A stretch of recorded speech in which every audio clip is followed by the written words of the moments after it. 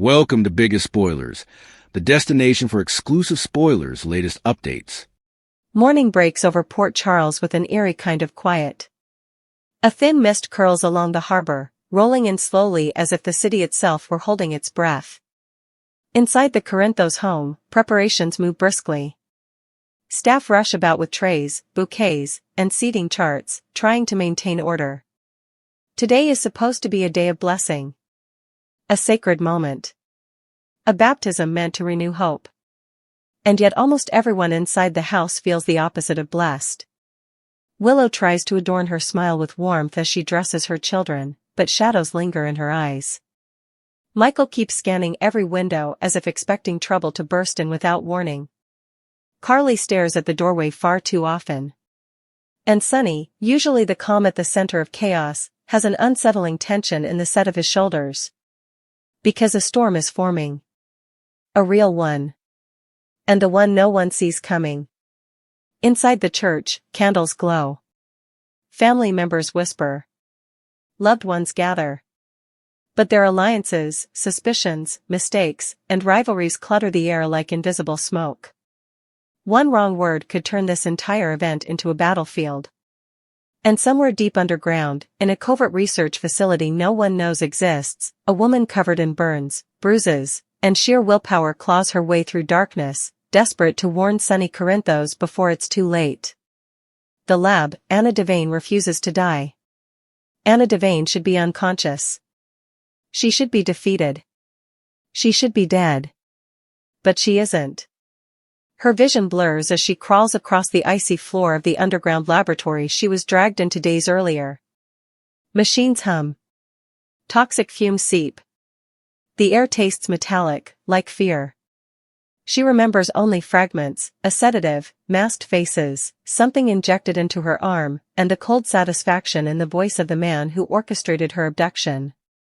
You won't leave this place alive, Anna. I can't risk you exposing what you know. At first, she thought they wanted information. Then, she realized they wanted her silence, permanently. But Anna Devane does not break. Not for men who hide in shadows. Not for enemies who think they've won. She staggers to her feet, gripping a pipe for balance. Her breath catches. Her reflection in a metal cabinet shows a woman bloodied, exhausted, and furious. Her eyes burn with fire. She whispers to herself. You took my freedom. You took my peace. But you will not take my voice. She forces open a maintenance hatch. Warm air rushes through. In the distance, she hears shouts. She's loose. Find her. Lock down the lower wing.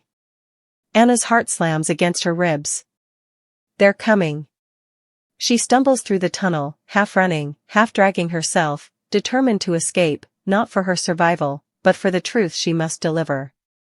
The truth that will destroy everything someone has built. The truth Sonny Corinthos deserves to know. Inside the church, the ceremony begins. The priest raises his hands to start the blessing. Families shift. Babies fuss softly. A camera flashes. But most eyes flick toward the doors, reflections of worry swirling beneath the surface. Willow squeezes Michael's hand and whispers. Whatever happens today, let's hold tight to the good moments. Even if they don't last long. Michael nods, pulling her closer. Her words settle something inside him, but also break him a little. Because Willow is right. Good moments rarely last in their world. Carly leans toward Sonny. It's quiet. Too quiet. Sonny's jaw tightens. Yeah. I feel it too. He doesn't dare say the truth out loud, the uneasy feeling in his gut that something is unfolding right this second, far away from the scented candles and soft music. Something targeting him. Something he cannot yet see. Something Anna Devane knows. Sonny shifts uncomfortably, instinctively reaching for his phone. Carly whispers urgently. You expecting trouble?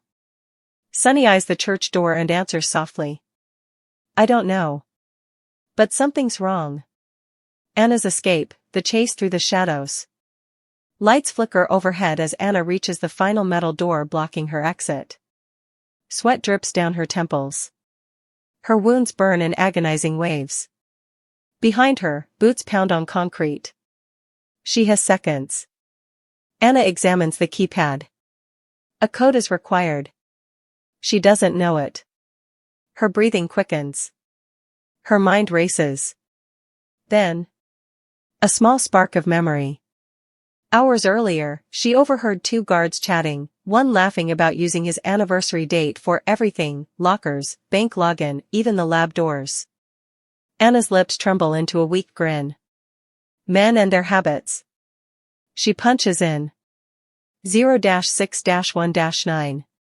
The panel flashes green. The door unlocks. Behind her, shouts erupt. There she is. Stop her. She's heading for the surface. Anna bursts through the doorway, racing into the bitter cold of night. The ground slopes upward. The wind lashes her face. Alarms ring out behind her. Pain shoots through her legs. Her lungs scream for air. But she keeps going. Because she knows what they've created in that lab. She knows who ordered her capture. And she knows who will be their next victim. She has one name she must say. One man she must find. Sonny. Sonny gets the call. Just as the priest prepares to pour holy water, Sonny's phone vibrates on silent inside his jacket. He normally wouldn't answer. Not during something this important. But a cold shiver sweeps up his spine, instinct screaming. He checks the screen. A restricted number. Emergency code attached. Sonny's blood freezes. He steps out of the pew. Carly shoots him a worried look. He whispers. Something's happened. He exits the church and answers the call. Corinthos. A shaky, terrified voice crackles through. Mr. Corinthos, it's the WSB. We have a situation. It's Anna Devane. Sonny's heartbeat stops. What happened to her? We believe she escaped captivity. She was taken by someone working outside our authority. Taken? Sonny growls. Taken by who? The agent hesitates. We don't know yet. But she escaped the facility an hour ago. She's injured and unstable. Possibly trying to reach you. Sonny freezes. Everything inside him turns cold. She's coming to me? Why? The agent whispers. Because she said only you can stop what's coming. The line goes dead. Sonny stands still, palms sweating, heart hammering. Anna isn't just coming with a warning. She's coming with a truth someone buried, a truth that may ignite war. Miles away, inside a luxurious penthouse overlooking the harbor, a man pours himself a drink with shaking fingers. He didn't expect Anna to escape. He didn't prepare for this level of chaos. And now everything, every secret experiment, every stolen formula, every double agent deal, is about to be exposed. He slams the glass onto the bar. Anna Devane is a problem. And problems get eliminated. He picks up his burner phone. Calls his enforcer. She's loose, the man hisses. Find her before she reaches Sonny Corinthos. The enforcer mutters. And if I do? The man's eyes flare with cold cruelty. You silence her. Permanently. And ISFOU Indiana reaches the edge of the woods behind the waterfront. Her body trembles violently. Every step feels like knives slicing through her muscles. Her breaths rattle, but she keeps forcing herself forward then. Her foot catches on a root. Her balance disappears. She crashes into the ground with a hard thud. Her vision flickers, fading in and out. Through blurry shapes and shadows, she sees headlights. A car door slams. Fast footsteps approach. She tenses, expecting a gun. Instead, a familiar voice shouts, Anna? Oh my God, Anna. It's Jocelyn. Joss drops to her knees beside her, terrified, shaking Anna's shoulders gently. Anna, who did this to you? What happened? Anna forces her cracked lips to move. Take me, to Sonny. Jocelyn's eyes widen. Sonny? Anna, you need a hospital. Anna grips her wrist with surprising strength. No, please. Sonny. Now. Jocelyn hesitates for a split second, then nods. Okay. I've got you. She helps Anna into the car. Meanwhile, unseen in the tree lane, a masked man watches, clenching a knife. Anna is slipping away. But he won't let her reach Sonny alive, not if he can stop it. The truth arrives at Sonny's door. The baptism is over. Guests mingle. The uneasy atmosphere intensifies. Suddenly, a familiar car screeches to a halt outside. Sonny's instincts flared. He bursts out of the house just as Jocelyn leaps out of the driver's seat, waving her arms wildly. Sonny. Come quick. Sonny races toward the passenger side and opens the door. Anna is slumped in the seat, barely conscious, breathing shallowly, face battered, clothes torn. Sonny's chest tightens. Anna. Jesus, what the hell happened to you? Her eyes flutter open. Still, even in agony, her voice holds authority. Sonny, listen. I escaped, because I had to warn you. Sonny grips her shoulders. What warning? Anna, who did this? Who took you? Anna whispers a name, too faint, but Sonny hears enough to feel the world tilt beneath him. Carly gasps. Michael's face goes ghost white. Jocelyn covers her mouth. Sonny stares at Anna, eyes blazing with horror and fury. Are you telling me, he's alive? Anna nods, and then she says the words that detonate through the Corinthos family like a bomb. He's back, Sonny. He's been hiding for months. And the lab. The kidnapping. The experiments, all of it. Was done under orders from him. Sonny reels backward. His throat dries. His pulse pounds because there is only one man, one ghost, one enemy who could orchestrate something so monstrous. The man Sonny thought was gone forever. The man who nearly destroyed him before. The one threat he never believed he'd face again. Anna grips Sonny's hand with the last of her strength. He's targeting you next.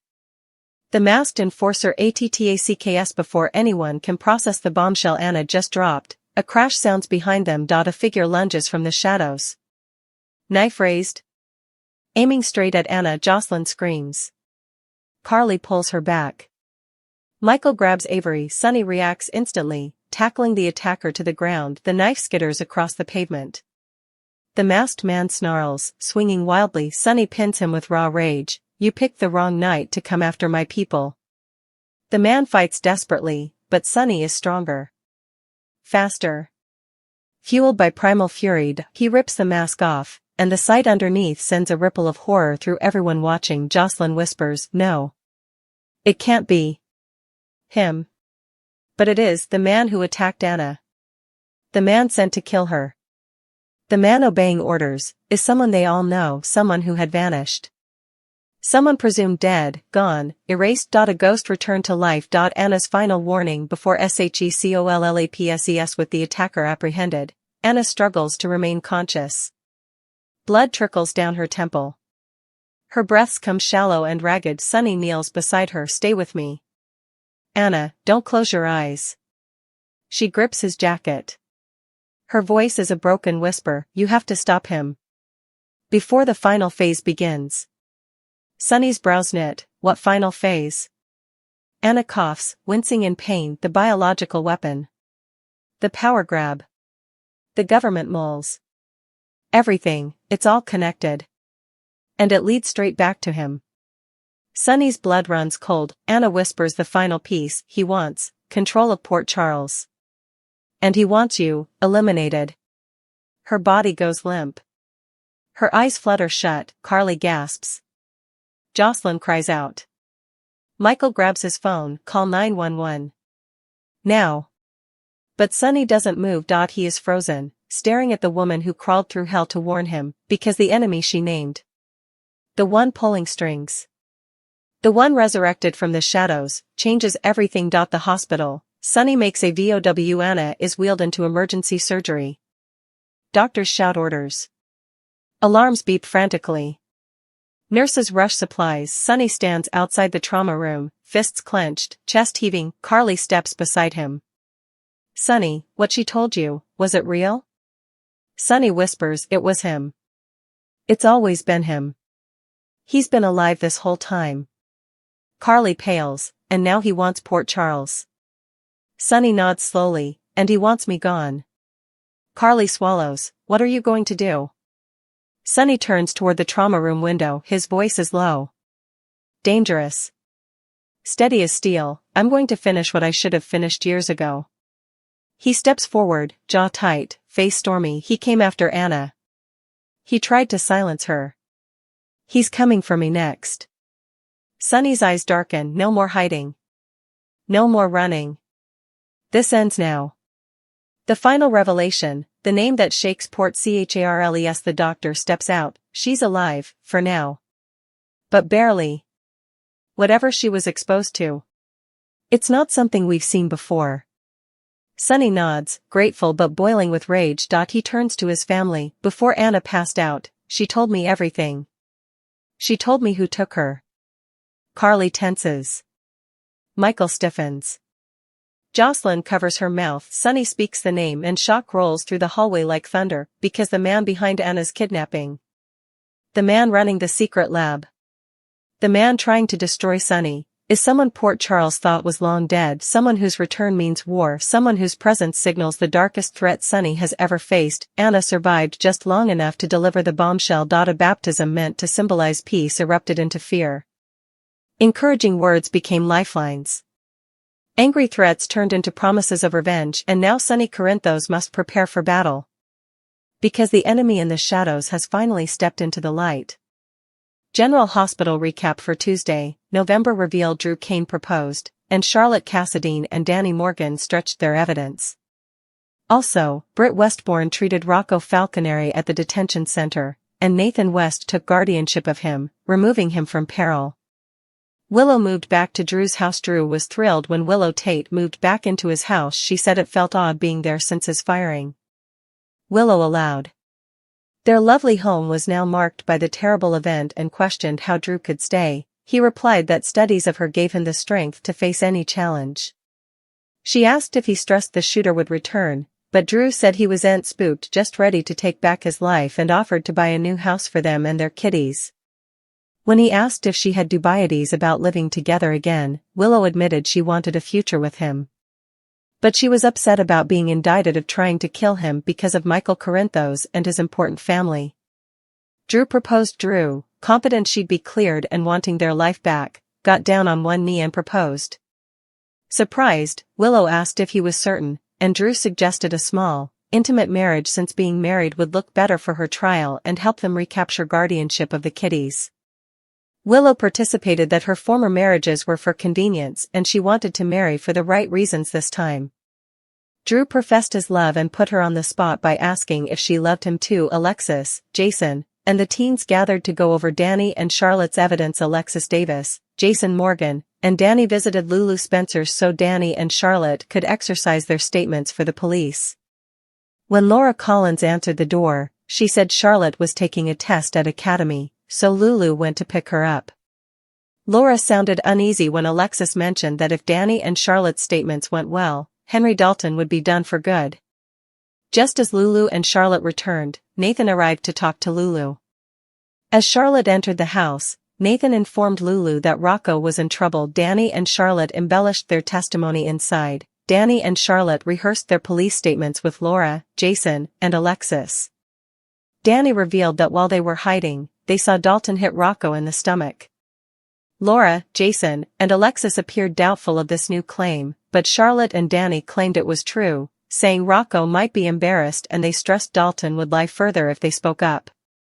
Laura asked if they were certain about their story, and Jason advised that lying would not end well for any of them. Alexis reminded them that formerly they said it would be endless. Charlotte and Danny changed a look before Danny affirmed they were committed to going forward. Alexis advised Charlotte and Danny about lying. Alexis took Laura and Jason outdoors, leaving the kiddies in the living room. They all agreed Danny and Charlotte were lying. Alexis didn't want the kiddies to make a false statement that would stand over. Laura suggested staying for Lulu, allowing Charlotte's mama would have commodity to say about the taradiddle.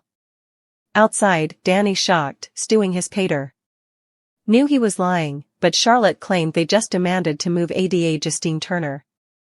Alexis stormed back by, calling out Danny and Charlotte for their crazy story and advised them about serious charges for lying. She told Danny to consider how it would affect Scout Quartermain, and he argued he'd to defend their family to be a good part model. While Laura and Jason discussed Dalton, Britt visited Rocco and treated his injuries. Meanwhile, Laura told Jason she understood Danny and Charlotte's intentions and was relieved they wouldn't have to go to court, nearly mentioning Dalton's death. "Dalton is gone," Jason assured her with a serious look and a nod. Meanwhile, at the juvenile detention center, Rocco was surprised by a visit from Britt, who was shocked to see his crippled face. She yelled at the guard for letting Rocco walk around injured, demanded a first aid tackle, and hovered to sue if any cuts got infected. After the guard left, Rocco apologized to Britt for breaking her trust by stealing her crucial fob, but she was more upset about him being beaten. He said another sprat hit him, and he suspected it happened frequently since the guards didn't respond. Rocco assured Britt Sonny knew, and would handle it. Sonny Corinthos knew, Rocco said, and would handle it. While treating Rocco's injuries, Britt mentioned she allowed Sonny might complicate effects and was set on getting Rocco out of the installation. Before leaving, Britt advised the guard that he'd lamented if Rocco got hurt again. When the guard asked Rocco if the woman was his mama, he replied yes. At first. But also he clarified and said she was just someone close to him. Nathan took custody of Rocco and took him out of detention. Laterally on, Nathan took Lulu to visit her son, and Rocco promised his mama that he was fine. Assuming that Rocco had been targeted due to his family ties with Sonny and Dante Falconeri, Nathan remarked that the hastily they could remove him from the installation, the better it would be. As Lulu started to worry about her son's safety, Nathan notified the guard that he was taking Rocco into his care to bring the boy back to the PCPD, and they could bandy any enterprises with Amusement District Attorney Turner if necessary. Sonny demanded to talk with Justine at the Port Charles Police Department at the PCPD, Sonny claimed on a private discussion with Justine. She scolded him for failing to consider the counter-accusations of a given felonious requesting a meeting with the ADA behind unrestricted doors. Sonny reposted that his only concern was getting Rocco released without delay. As their debate over justice escalated, Justine snapped that she wouldn't give Sonny's grandson any special treatment. She also reminded him that the judge had ruled Rocco would stay in guardianship until his bail hearing the following day. Sonny argued Rocco had been attacked. Sonny also advised Justine that Rocco had been attacked and hovered to take matters into his own hands if she didn't secure Rocco's release from the detention center. Justine reminded Sonny that she was under his command and argued that she was managing the case according to protocol. In reply, Sonny mentioned that he'd originally trusted her judgment when Dalton arrived with prints of the wrecked lab. That was knowing sharp well that he'd destroyed it himself to frame Rocco, and pressed her for an explanation regarding the detention. When Justine revealed that Dalton had failed to show up for his slated interview and was now missing, Sonny flashed back to Laura showing him the dead body in her box. Justine told Sonny forensics set up no evidence of Dalton's claim. Justine revealed that forensics set up no evidence of Dalton's claim that Rocco damaged the lab, which she allowed. Was why the professor missed their meeting. Sonny asked about the coming step, and Justine said that Dalton's absence and Rocco's peril in juvenile detention meant they should push for a quick bail hail. "Does that feel like justice to you?" she asked before leaving Sonny alone. Latterly, Sonny entered the bullpen as Lulu and Nathan brought Rocco to the station. Nathan explained it was just a temporary move until the bail hail, allowing Sonny to sit with Rocco in the interrogation room while they awaited for Justine's update. Lulu thanked Nathan for getting Rocco out of the detention center. Lulu thanked Nathan for getting her son out and avoiding being next on the bail list, questioning if he risked his job. Nathan admitted he'd handle the consequences, feeling he'd let Rocco down while he was in the center. After Lulu claimed he'd done everything possible, Justine came in, scolding Detective West for taking Rocco out. Nathan replied that he was helping Justine by icing indeed the kiddies she indicted justified protection from detriment. Justine agreed to help Nathan this time but advised not to do it again and told Sonny and Rocco the hail would be laterally that autumn and she didn't suppose bail would be denied. Ava visited Sidwell at Windmere. Ava Jerome visited Windmere to inform Jens Sidwell about new gallery pieces he might like. Still, he was in the mood to talk about art after losing the Measure C vote. Ava suggested that if Sidwell and Sonny stopped fighting over the piers, They might find peace. Jen's misdoubted Sonny ever knew peace, Ava agreed, citing Rocco's arrest as an illustration. Sidwell mentioned he was streamlined by PCU officers since his donations supported Dalton's exploration, and pretended to watch about the boy's trauma. He apologized for his bad mood and promised to make it up to Ava, who invited him to see some pieces at the gallery when he was ready. Britt arrived as Sidwell was about to companion Ava out. Britt arrived and asked to speak with him. Jen scolded her for interposing, but Britt offered Ava a chance to hear in. After apologizing for the dislocation, Sidwell walked Ava to the door, also returned to defy Britt for her rudeness. When she claimed her communication was important, Sidwell advised her to watch, or she might end up like Professor Dalton. Britt shot back that her father's exploration would die with her if she didn't complete it, but admitted she demanded Sidwell for further than just her drug. Britt was appalled when she realized Sidwell had Rocco beaten. She asked him to help her get Rocco out of the center. Sidwell mockingly questioned if Commodity happened to dear Rocco. Britt lifted her head and explained that Rocco was assaulted, and with Dalton dead, he shouldn't be locked up presently. Sidwell dissented, saying Rocco's issues might push Sonny and Mayor Collins to act. Let's call it unlooked-for consequences for their lack of cooperation. Britt, shocked, indicted Sidwell of being behind Rocco's attack. He replied that he'd eyes and cognizance far and wide and she should keep that in mind. Liesel asked Nina for a favor while staying for Nina Reeves at the grill. A sad Liesel Albrecht read about the charges against Rocco in the Port Charles Press. When Nina arrived, she asked Liesel to write a story about Rocco's confinement of justice. Nina said a piece in Crimson would help Rocco, but Lulu, a reputed intelligencer, could do it since she had access to him. Liesel also mentioned Rocco was in juvenile detention and stressed his grandmother's political adversaries were targeting him. Nina conceded Liesel's want to cover her loved bones, but noted Rocco had support while Willow only had Drew.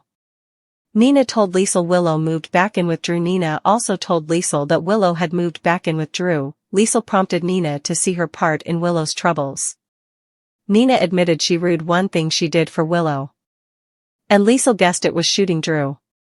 Nina clarified she hadn't done that, though she considered it. Rather, she had refocused to Portia Robinson as a suspect to divert attention from Willow. Nina valued Portia's fellowship and felt betraying her trust might have been meaningless since Michael Corinthos' justification isn't as strong as it sounded. Ava joined Nina and Liesel. Also Drew intruded their meal after her trip to Ladle Island. Ava made her way to the grill, where she encountered Nina and Liesel. As she joined their table, Ava expressed her frustration over Britt interposing her meeting with Sidwell, leading Liesel to presume whether Britt had approached the influential businessman for backing regarding Rocco. Drew intruded their discussion. He pulled up a president and invited Nina to join him for Thanksgiving regale. I assure you, Nina, you wouldn't want to pass this up. The Kate is going to be inconceivable, he teased. Michael arrived at GH for a burn treatment at the sanitarium for a burn treatment. Michael checked in with Elizabeth Baldwin. He scrutinized the staying area, and she told him that Willow was on executive leave until the trial concluded. Michael praised Liz for her compassion towards Willow, especially for taking her in as a roommate, and was surprised to hear that Willow had moved back in with Drew.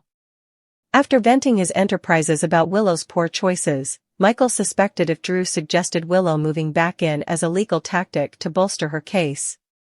Liz believed that Willow truly loved Drew and allowed that being with him was her stylish shot at recovering her children. Liz told Michael allowing Willow to see the kiddies might help her realize Drew wasn't a good choice. Liz proposed that allowing Willow to see the kiddies might help her realize Drew wasn't the stylish choice. Michael, while admitting Elizabeth's good intentions, participated how each treatment forced him to relive his injury's pain. He also told her how Willow had done nothing to keep him connected to their kiddies while he was insulated in Germany. Liz mentioned that Willow had visited him, but Michael combated, saying Drew assured that visit no way happened. Michael noted how Willow kept returning to Drew. Michael observed that Willow constantly returned to Drew, emphasizing that his tough opinions weren't about keeping the kiddies down from her, but rather guarding them from both her and Drew. Willow is in her current situation due to her own choices, he argued. My kiddies earned further than a mama who tried to kill someone latterly. Willow set up Liz at the Mecca and inquired about her Thanksgiving plans. With Michael watching from a distance, Willow invited Liz to be her maid of honor at Drew's, proudly displaying her engagement ring. Surprised, Liz agreed to support Willow and hugged her friend, while Michael seethed from the corridor.